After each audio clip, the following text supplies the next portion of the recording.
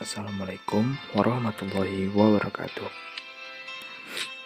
Baiklah, di sini saya akan menjelaskan tentang materi pengukuran dispersi dengan mata kuliah Statistik Deskriptif dan juga dosen pengampu Helmawati SE MSI.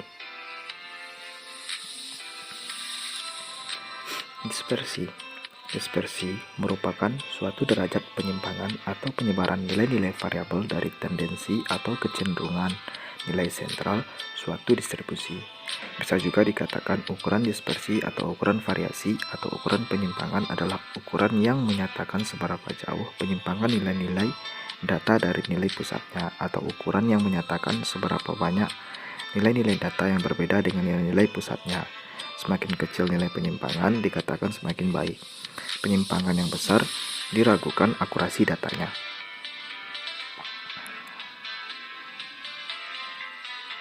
Baiklah, ini merupakan contoh dari rata-rata hitung hasil tes bulanan mata kuliah statistik mahasiswa A dan B. Bisa terlihat ada tabel di sana, dan juga mahasiswa A menghasilkan X rata-rata sama dengan 369 per 60 sama dengan 60. Mahasiswa B, X rata-rata sama dengan 369 per 6 sama dengan 60. Baiklah, hasil dari rata-rata mahasiswa A dan B merupakan 60. Selanjutnya, pengukuran jarak atau range. Pengukuran jarak sebuah distribusi merupakan pengukuran dispersi yang paling sederhana. Jarak sebuah distribusi frekuensi dirumuskan sebagai beda antara pengukuran nilai terbesar dan nilai terkecil yang terdapat dalam sebuah distribusi. Range adalah salah satu ukuran statistik yang menunjukkan jarak penyebaran data antara nilai terendah dengan nilai tertinggi. Jarak atau kisaran nilai range merupakan ukuran paling sederhana dari ukuran penyebaran. Jarak merupakan perbedaan antara nilai terbesar dan nilai terkecil dalam suatu kelompok data, baik data populasi atau sampel. Semakin kecil ukuran jarak menunjukkan karakter yang lebih baik karena berarti data mendekati nilai pusat dan kompak. Deviasi kuartil atau DQ. Nilai-nilai XI yang ordinatnya membagi seluruh distribusi dalam 4 bagian yang sama dinamakan nilai-nilai kuartil. Jarak antara Q1 dan Q3 dinamakan jarak interkuartil. Pengukuran dispersi atas dasar jarak interkuartil dinamakan deviasi kuartil. Dalam distribusi kuartil, 50% dari semua nilai-nilai observasi seharusnya terletak antara Q1 dan Q3. Jarak antara Q1 dan Q3 dinamakan jarak interkuartil atau interkuartil range. Makin kecil jarak tersebut, maka makin tinggi tingkat konsentrasi distribusi tengah seluas 50% dari seluruh distribusi. Rumus dari deviasi kuartil, DQ sama dengan Q3 kurang Q1 per 2. Misalnya, deviasi kuartil dari distribusi hasil ujian statistik oleh 111 mahasiswa UNP adalah DQ sama dengan 59,42 dikurang 45,89 per 2 sama dengan 6,76. Jadi, hasil ujian dari 111 mahasiswa tersebut mempunyai penyimpangan sebesar 6,76 dari mediannya sebesar 53,64. Selanjutnya, deviasi rata-rata.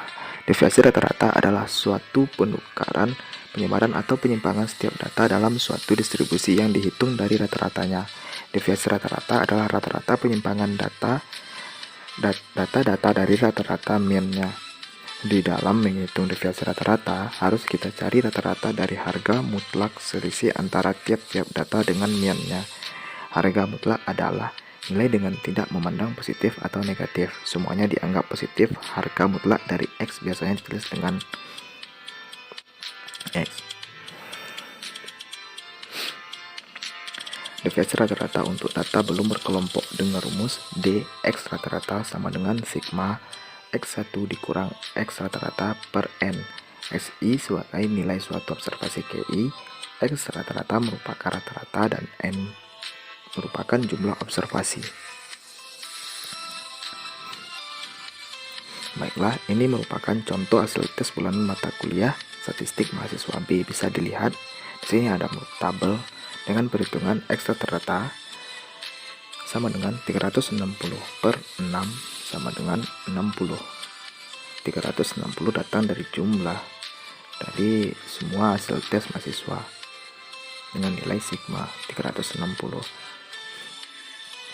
Dx rata-rata sama dengan sigma xi dikurang X rata-rata per N sama dengan 80 per 6 sama dengan 13,33. Jadi penyimpangannya sebesar 13,33 dari rata-ratanya.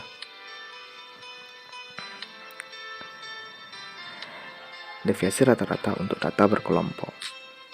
Xi sama dengan titik tengah kelas GI.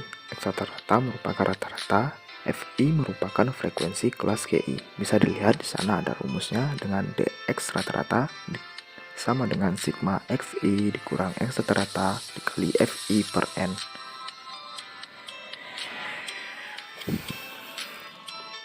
Baiklah, ini adalah contoh dari perhitungan sebelumnya. Contoh usia akseptor. Jadi, usia 150 akseptor tersebut berdeviasi atau menyimpang sebesar 5,12 tahun dari rata-ratanya sebesar 30,13 tahun. Nah, di sini bisa dilihat perhitungan dan juga tabelnya. Baiklah, selanjutnya pengukuran varians dan deviasi standar. Dasar penghitungan varian dan standar deviasi adalah keinginan untuk mengetahui keragaman suatu kelompok data. Salah satu cara untuk mengetahui keragaman dari suatu kelompok data adalah dengan mengurangi setiap nilai data dengan rata-rata kelompok data tersebut. Selanjutnya, semua hasilnya dijumlahkan. Varians atau S2 adalah kuadrat dari simpangan baku S. S merupakan simpangan baku atau deviasi standar untuk sampel, juga Q merupakan simpangan baku untuk populasi. Baiklah, selanjutnya standar deviasi. Standar deviasi adalah nilai statistik yang dimanfaatkan untuk menentukan bagaimana sebaran data dalam sampel, serta seberapa dekat titik data individu ke mean atau rata-rata nilai sampel. Sebuah standar deviasi dari kumpulan data sama dengan 0, menandakan bahwa semua nilai dalam himpunan tersebut adalah sama.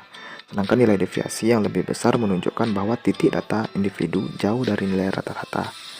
Fungsi standar deviasi biasanya digunakan oleh para ahli statistik untuk mengetahui apakah data yang diambil mewakili seluruh populasi.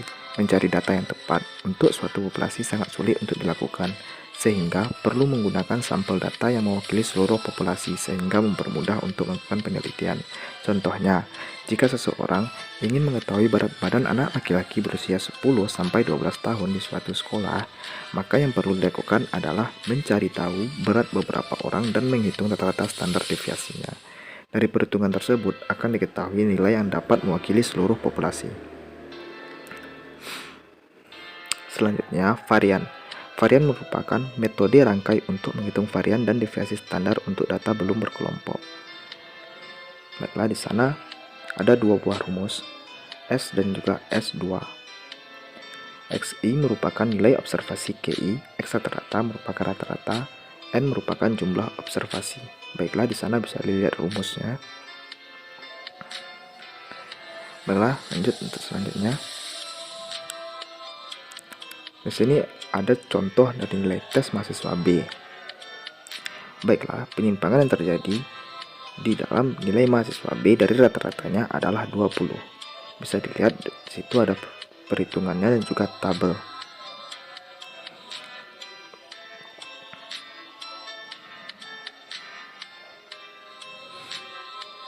Baiklah, selanjutnya ada rumus alternatif untuk data yang belum berkelompok.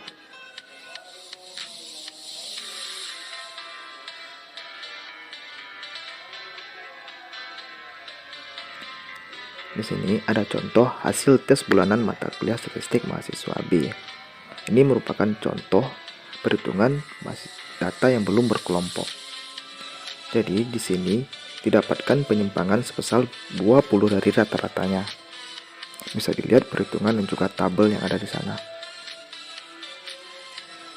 Jadi di sini menghasilkan penyimpangan sebesar 20.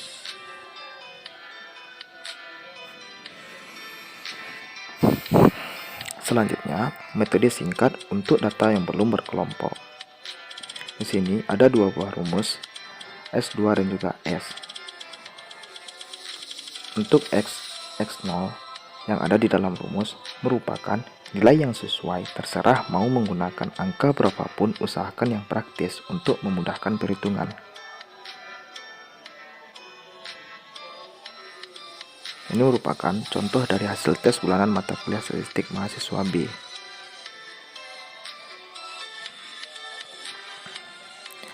Varians dan deviasi standar untuk data berkelompok.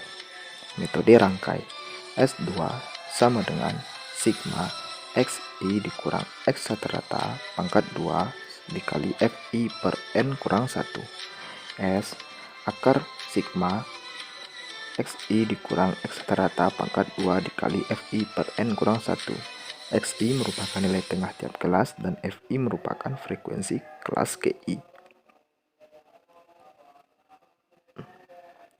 Ini adalah contoh perhitungan dari metode sebelumnya. Contoh dari usia akseptor di 10 klinik sampel. Jadi penyimpangan yang didapat dari perhitungan di atas ialah sebesar 6,06 tahun dari rata-ratanya 30,12 tahun. Rata-rata diambil dari X rata-rata, rumus dari X rata-rata yang ada di bagian atas dari S2, dan juga penyimpangannya diambil dari S akar 36,7606 sama dengan 6,06 dengan pembulatan sebesar 6,06.